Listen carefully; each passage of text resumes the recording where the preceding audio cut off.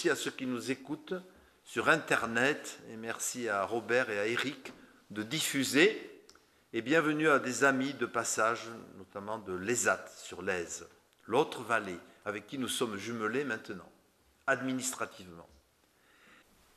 Nous écouterons quelques versets importants dans Ésaïe 58, le vrai jeûne, qui vont nous préparer aussi à la prédication de tout à l'heure. Ésaïe 58, 3. Les Israélites disaient « Que nous sert de jeûner? Tu ne le vois pas. De nous humilier? Tu n'y prends pas égard. » Et Dieu répond « C'est que le jour de votre jeûne, vous vous livrez à vos penchants et vous traitez durement vos ouvriers. Vous jeûnez pour vous disputer, vous quereller, pour frapper méchamment du poing. Vous ne jeûnez pas, comme le veut ce jour, pour que votre voix soit entendue en haut. Est-ce là le jeûne que je préconise? Un jour où l'homme s'humilie? S'agit-il de courber la tête comme un jonc, de se coucher sur le sac et la cendre? Est-ce là ce que tu appelleras un jeûne, un jour agréable à l'Éternel? Non, voici le jeûne que je préconise. Détache les chaînes de la méchanceté. Dénoue les liens des jougs.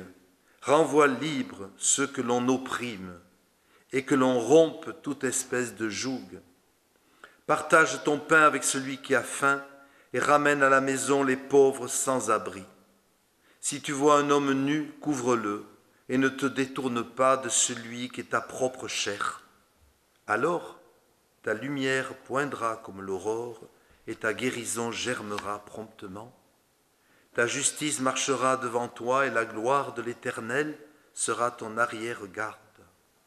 Alors tu appelleras et l'Éternel répondra.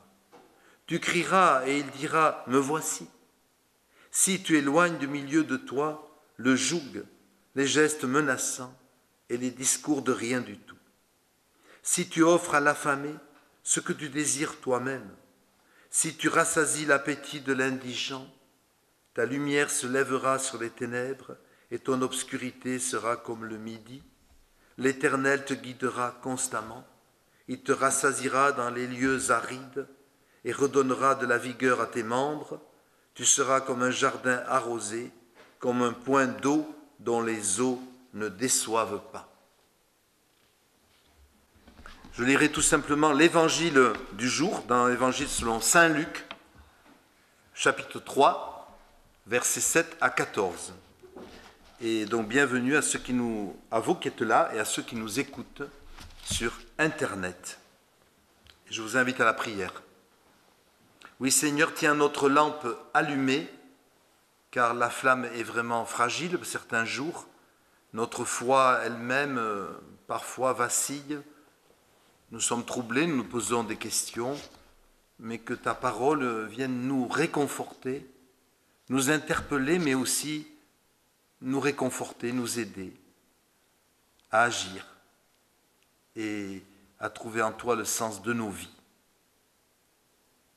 Amen. Alors Luc 3, 7 à 14. La suite de la prédication de Jean-Baptiste. Il disait donc à ceux qui venaient en foule pour être baptisés par lui, « Race de vipères, qui vous a appris à fuir la colère de Dieu, la colère à venir.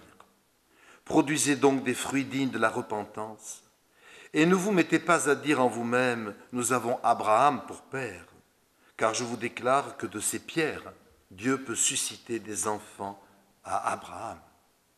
De même, la cognée est mise à la racine des arbres, tout arbre donc qui ne produit pas des fruits, de bons fruits, sera coupé et jeté au feu. » La foule l'interrogeait, disant, « Que devons-nous faire ?» Il leur répondit, « Que celui qui a 2 tuniques partage avec celui qui n'en a pas, que celui qui a de quoi manger fasse pareil. » Il vint aussi des publicains pour être baptisés et lui dirent, « Maître, que devons-nous faire ?» Il répondit, « N'exigez rien au-delà de ce qui vous a été ordonné. » Des soldats aussi arrivèrent jusqu'à lui et posèrent la même question, « Que devons-nous faire ?» Il répondit, « Ne commettez ni extorsion ni fraude envers personne et contentez-vous de votre solde. » Comme le peuple était dans l'attente et que tous se demandaient en eux-mêmes si Jean n'était pas le Messie, le Christ, il leur dit à tous, « Moi je vous baptise d'eau, mais il vient celui qui est plus puissant que moi et je ne suis pas digne de délier la courroie de ses sandales. Lui, il vous baptisera de Saint-Esprit et de feu. Il a son vent à la main, il nettoiera son aire, il amassera le blé dans son grenier, mais il brûlera la paille dans un feu qui ne s'éteint point. » Jusqu'ici, la parole de Dieu. Alors, frères et sœurs, voilà ce texte que vous venez d'entendre, sévère, précis, rigoureux, j'y reviendrai. Il me fait tout de suite penser à l'épître de Jacques, qui dit ceci, « Si la foi n'a pas d'œuvre, elle est morte en elle-même. » Oui, le temps de l'Avent est court, il n'y a que 4 dimanches, c'est court par rapport à d'autres temps. Donc Jésus arrive, il veut transformer le monde, ce n'est plus le temps de discourir, c'est le temps d'agir.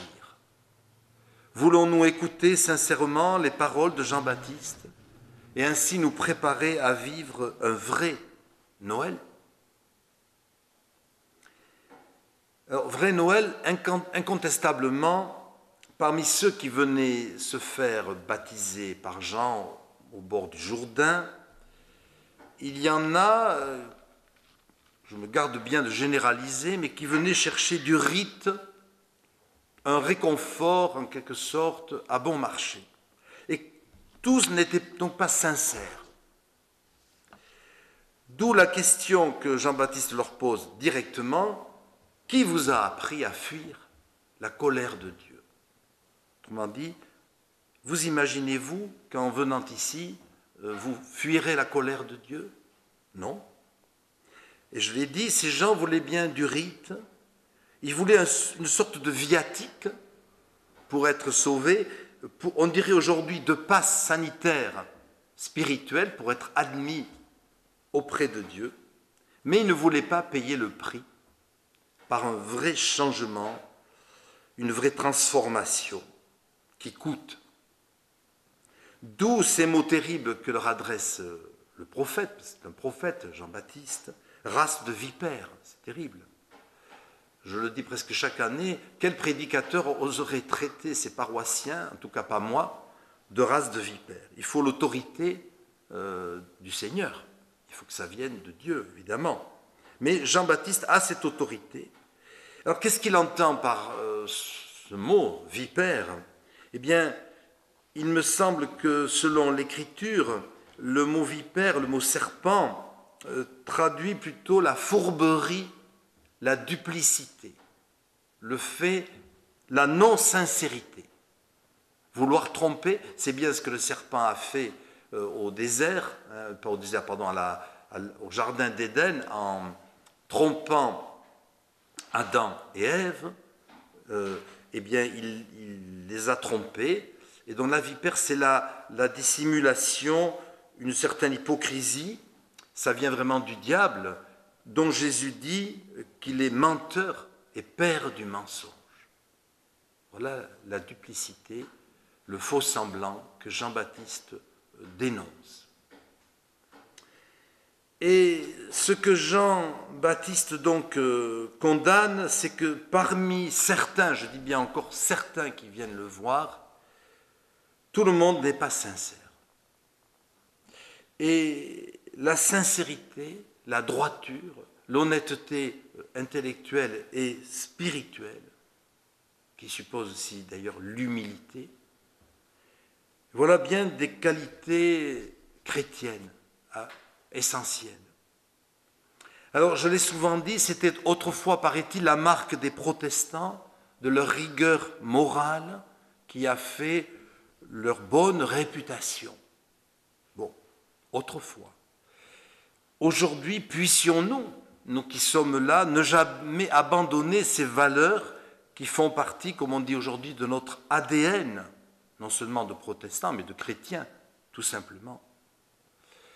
La sincérité qui a souvent fui le champ politique pour des raisons diplomatiques ou électoralistes, eh bien, ne doit jamais quitter l'Église.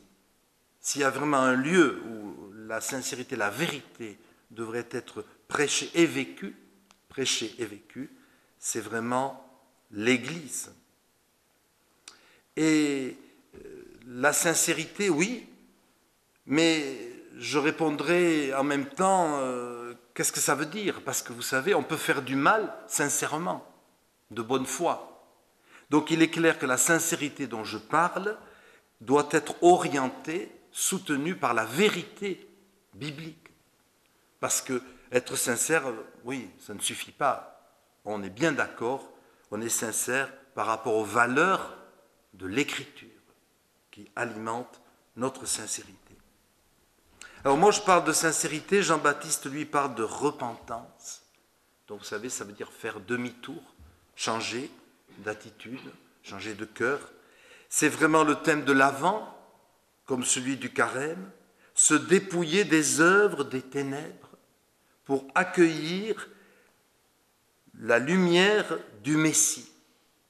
Vous savez, comme quand on a un invité de marque chez soi, de marque ou pas d'ailleurs, mais bon, on fait un grand ménage, on a envie que sa maison soit bien propre pour honorer cet invité. Eh bien, c'est ça l'Avent, c'est préparer la maison de notre cœur pour honorer la venue de Jésus. Alors Jean-Baptiste, donc, ne veut pas une repentance théorique, mais réelle et active, précise. Et il reprochait à certains contemporains de ne pas mettre en application les règles de la Bible. Et il cite, il est dans la lignée des prophètes, tous les prophètes. Je citerai Jérémie, dont on a lu ce passage très exigeant tout à l'heure sur le vrai jeûne. Jérémie, Ézéchiel, Amos. Concernant Amos, il me vient, par exemple, parmi d'autres, on pourrait citer ce verset, au chapitre 8. Il dénonce l'attitude de certains Israélites. Voilà que vous dites, nous augmenterons les prix, nous fausserons les balances pour tromper. Voilà le serpent.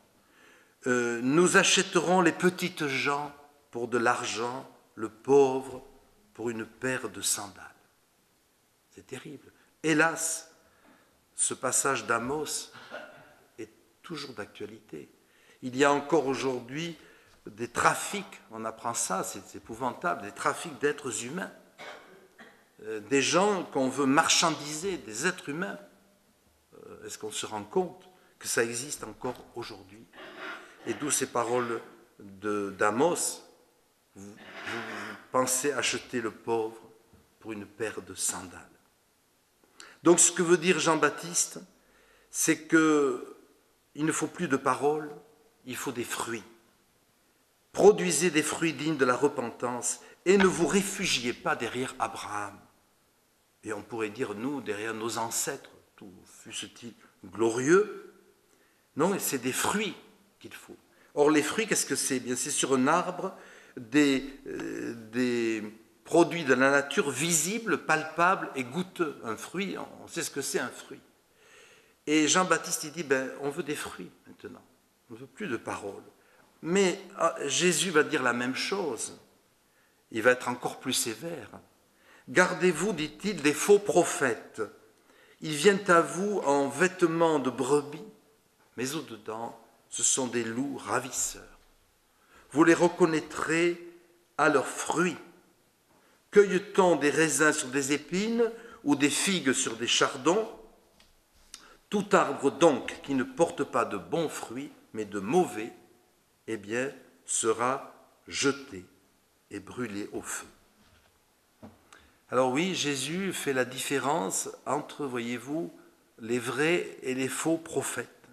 Ceux qui mettent en qui mettent en application les règles de l'amour, parce que finalement c'est l'amour qui résume tous les commandements, et les faux prophètes qui ont la bouche pleine, mais qui finalement ne vivent pas ce qu'ils disent.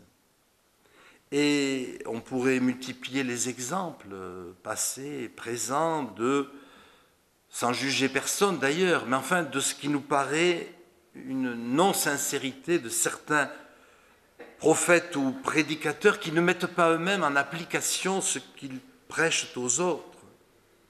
Mais bien sûr, en même temps, je dirais tout de suite, avant de juger ou de critiquer les autres, examinons-nous nous-mêmes. Est-ce qu'il n'y a pas une racine de faux prophètes en nous? Je parle pour moi le premier. Est-ce que nous mettons vraiment en pratique l'Évangile dans notre vie quotidienne? Et voyez-vous, ce qui m'étonne dans Jean-Baptiste, en y réfléchissant un tout petit peu, Jean-Baptiste dont Jésus va quand même dire que parmi ceux qui sont nés de femmes, donc parmi tous les êtres humains, personne n'est plus grand que lui. Donc c'est quand même un sacré hommage qu'il rend à son cousin Jean-Baptiste. Eh bien, si vous examinez bien, Jean-Baptiste ne prêche aucune nouvelle doctrine. Aucune doctrine particulière. Aucun changement de doctrine par rapport à la foi israélite. La seule chose qu'il prêche, c'est la mise, encore une fois, la mise en pratique. C'est ça sa doctrine. C'est vivre l'Écriture. Et là, ça nous interpelle. Voilà la doctrine de Jean-Baptiste. C'est non pas des mots, encore une fois, mais des gestes. Alors cela doit nous interpeller dans cette période de l'Avent. Où en sommes-nous? Où en est l'Église? Le discours de l'Église, il y a tellement de situations terribles. La situation des migrants, la situation de ce qui se passe en France, ailleurs, du non-respect des droits de l'homme, etc., etc. Que faisons-nous? Que disons-nous? Que pouvons-nous faire? Mais avant d'avoir la réponse, déjà, il faut vouloir. Parce que si on veut, on peut faire des choses. Mais c'est à nous laisser interpeller. Or, la solution, elle vient justement de ce thème de l'Avent. Et je voudrais terminer par ce point. La bonne nouvelle, je vais dire une banalité, c'est que Jésus vient. Bon, ça vous le savez. En fait, on va fêter son anniversaire. Mais s'il vient, c'est qu'il vient avec ce qu'il est, avec son pouvoir de nous changer. Et c'est ça, son pouvoir de nous transformer, de nous aider enfin à vivre en harmonie avec les paroles de l'Écriture. Donc vous voyez, contrairement à ce qu'on pourrait penser, Jean-Baptiste ne prêche pas un salut par les œuvres, parce qu'on pourrait arriver à conclure cela, mais non, pas du tout, mais par l'accueil sincère, encore le mot, de la grâce. Donc ce n'est pas à coup de leçons de morale, à coup de volontarisme ou de culpabilisation que nous nous en sortirons, que l'Église pourra apporter un témoignage d'espoir à ce monde, mais en accueillant vraiment Jésus qui vient, lui par sa grâce, par sa puissance à lui, sa puissance divine, changer les cœurs. Et il le fait par le Saint-Esprit. Moi, je vous baptise d'eau, dit Jean-Baptiste. Donc, il est conscient de ses limites. Mais lui, Jésus, vous baptisera d'Esprit Saint et de feu. Et c'est ce feu qui viendra consumer tous nos égoïsmes, qui viendra consumer tout ce qui n'est pas la gloire de Dieu, consumer, détruire les barrières que nous mettons, physiques ou morales, tous les blocages que nous pouvons avoir, qui nous empêchent de mettre en pratique l'Évangile. C'est ce feu de l'Esprit. Et voilà, donc je termine par ce message de grâce, parce que si nous en restons aux œuvres par nos propres forces, encore une fois, ça sera stérile, ça n'ira pas bien loin. Mais si vraiment nous sommes sincères à accueillir le Christ qui nous change, qui change le monde, alors oui, nous ferons de grandes choses par la puissance de l'Esprit Saint. Alors, frères et sœurs, voilà pour ce 3e dimanche de l'Avent, en nous préparant symboliquement, bien sûr, à accueillir Jésus, préparons-nous également à accueillir le Saint-Esprit de feu qui va nous transformer. Et déjà, ayons en nous ce désir. Tout commence par un désir. Il y a des écrivains qui ont écrit ça. Tout commence par le désir. Donc, ayons ce désir de Jésus qui vient nous transformer le monde. Amen. Alors, j'ai parlé de Jacques. Voici ce qu'il nous dit. Frère, que sert-il à quelqu'un de dire qu'il a la foi s'il n'a pas les œuvres? Cette foi peut-elle le sauver? Si un frère ou une sœur sont nus et manquent de la nourriture de chaque jour, et que l'un d'entre vous leur dise « Allez en paix, chauffez-vous, rassasiez-vous », et que vous ne leur donniez pas ce qui est nécessaire au corps, à quoi cela sert-il? Il en est ainsi de la foi, si elle n'a pas les œuvres, elle est morte en elle-même. Mais quelqu'un dira, toi tu as la foi, moi j'ai les œuvres. Et je répondrai, montre-moi ta foi sans les œuvres, et moi je te montrerai la foi par mes œuvres. Que le Seigneur nous bénisse et nous garde, que le Seigneur nous accorde d'aller au-devant de lui dans l'attente de Jésus qui vient et qui transforme nos cœurs et le visage de ce monde. Et que sa grâce nous soit donnée à nous, à nos familles, à nos amis, au nom du Père et du Fils et du Saint-Esprit. Amen. Reçois de moi le parfum qui t'est dû, la beauté de ton nom, mon âme est perdue. Je veux n'être qu'à toi. Jésus, je t'aime. Reçois du peu que je trouve à donner, tout l'amour que mes yeux n'ont pas su te montrer. Je veux n'être qu'à toi. Jésus, je t'aime. Rien n'est plus beau que ton nom. Rien n'est plus saint que le sang du pardon. Je veux n'être qu'à toi. Jésus, mon roi. Je ne veux rien que vouloir te louer, adorer ton saint nom et ta fidélité. Je veux n'être qu'à toi. Jésus, je t'aime. Je veux porter et laver à ta croix les pensées de mon cœur dans le cœur de tes voix. Je veux n'être qu'à toi. Jésus, je t'aime. Rien n'est plus beau que ton nom. Rien n'est plus saint que le sang du pardon. Je veux n'être qu'à toi.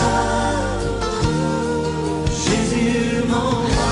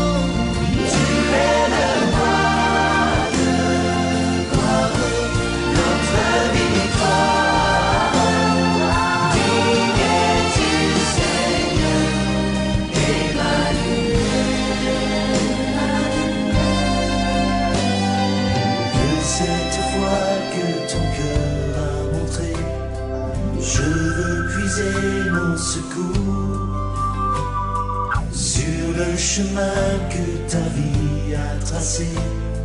Je marcherai chaque jour. Garde mes yeux les attraits de ce monde. Garde-moi près de la croix. En ce lieu saint où